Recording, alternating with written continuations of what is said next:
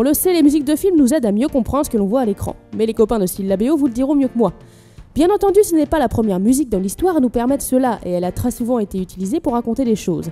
Alors aujourd'hui, je vous propose une petite promenade historique pour voir un peu comment les compositeurs utilisaient la musique pour conter, décrire des choses. Allez, accrochez-vous à vos esgourdes. Même si elle marche pas trop. On est parti.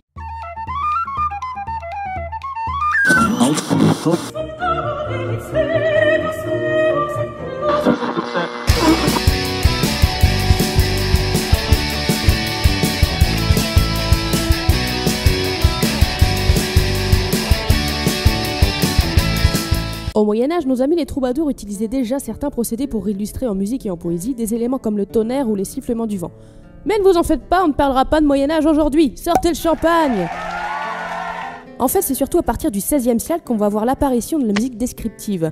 Et on va appeler ça le madrigalisme, parce que c'est surtout un procédé qui sera utilisé par les compositeurs de madrigaux, un style de musique vocale surtout composé en Italie et en Angleterre.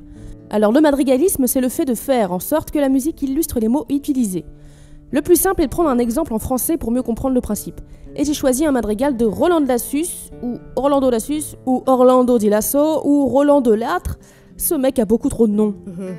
Enfin voilà, La nuit froide et sombre de ce mec-là, un madrigal à 4 voix composé en 1576. Je vais vous passer le premier couplet avec les paroles, puis on en reparle.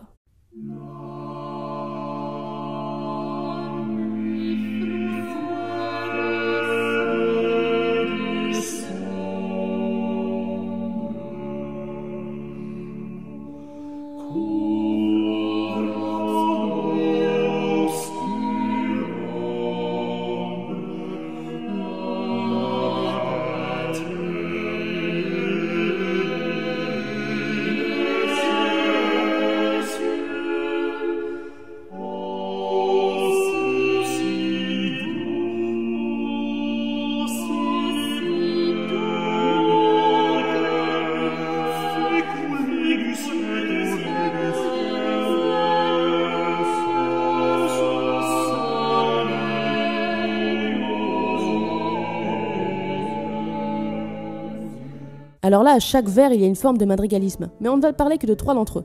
Premier vers, La nuit froide et sombre. La musique est lente et globalement la mélodie est descendante. On a bien l'illustration d'une certaine mélancolie, de froid et de sombre. Troisième vers, La terre et les cieux. Sur la terre, on a quelque chose de plutôt stable, et en arrivant aux cieux, on a une accélération, un crescendo et la mélodie est ascendante.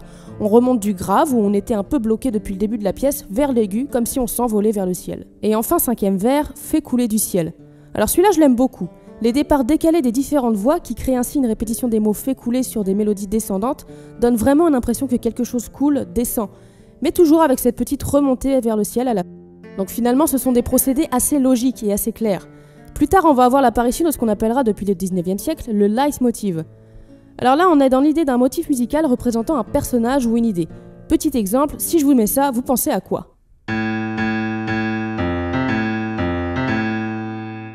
J'imagine que Dark Vador vous est tout de suite venu en tête. Et bien voilà, c'est le but du leitmotiv. Pour un exemple plus ancien, si cette façon de faire revenir une ritournelle dans une pièce narrative existe depuis bien longtemps, c'est au 19e siècle qu'il sera mis le mot de leitmotiv dessus, par le maître du procédé lui-même, Richard Wagner. Alors, On peut difficilement parler de leitmotiv sans parler de Wagner. je ne vous le fais pas dire. Donc on va faire dans le même stream et parler de son opéra Parsifal. Composé en 1882, cet opéra en 3 actes est le dernier de Wagner.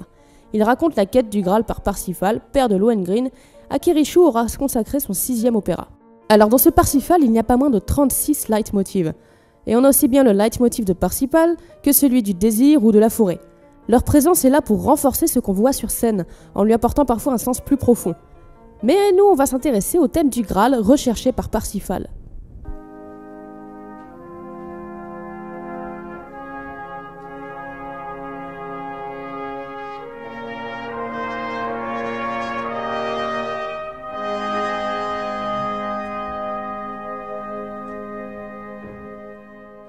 On a une mélodie ascendante et crescendo, et un peu comme tout à l'heure avec le ciel, on a une sensation d'ascension, et ce qui colle plutôt bien avec l'idée du Graal sacré.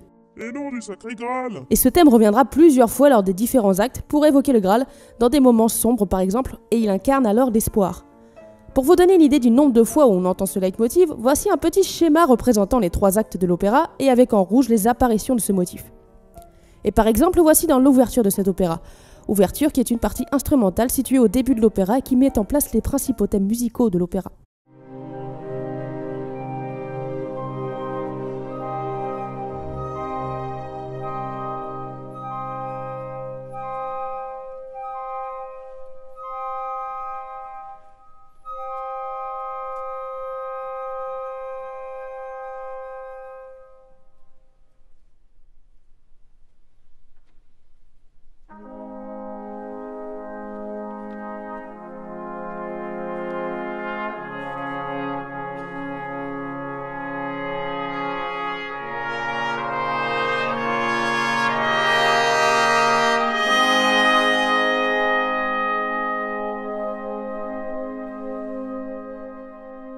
Enfin, le comble de la représentation musicale, c'est sûrement le poème symphonique. Le poème symphonique est une symphonie, oui je vous jure, souvent très descriptive, qui tire son inspiration dans un poème, une légende ou encore un personnage.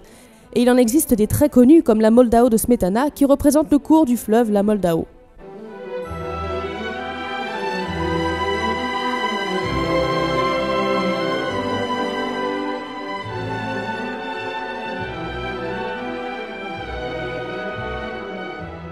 Mais je vais plus vous parler d'une œuvre que j'apprécie beaucoup, à savoir L'île des morts de Rachmaninov, composée en 1909. Cette pièce s'inspire d'un tableau, L'île des morts, de Arnold Böcklin, peint en 1886. Alors pour la petite histoire, cette peinture est la commande d'une veuve voulant faire son deuil, et avec ce tableau, elle pouvait s'imaginer déposant le corps de son défunt mari sur l'île des morts. Bon, trêve de badinerie, passons à l'œuvre musicale.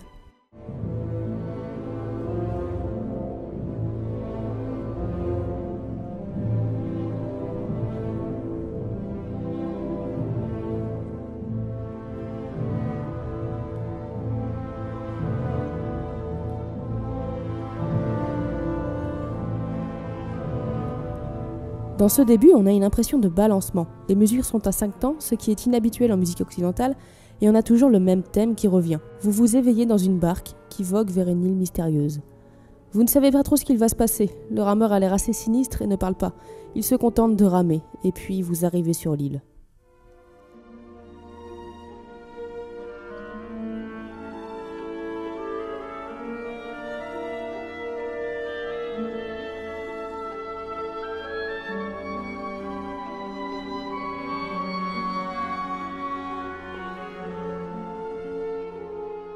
Vous ne savez toujours pas ce que vous faites là, mais cette île a quelque chose d'apaisant, ce qui est personnifié par la présence du son doux des bois. Vous la découvrez et tout à coup, vous vous arrêtez. Et alors vous comprenez. Ce n'était pas une simple rivière que vous traversiez, mais bien celle qui mène vers l'au-delà.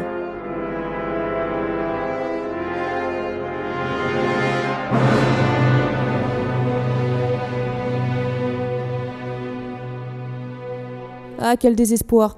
Votre vie est finie et vous ne reverrez plus les êtres qui vous étaient chers. Mais votre tristesse s'atténue. Vous vous résignez, après tout, le sort en est jeté. Sans ne pouvoir faire autrement, vous regardez s'éloigner la barque et son rameur, vous laissant seul sur l'île des morts. Il s'éloigne en entonnant le chant des morts, le dié ciré, vous laissant sur cette île pour l'éternité.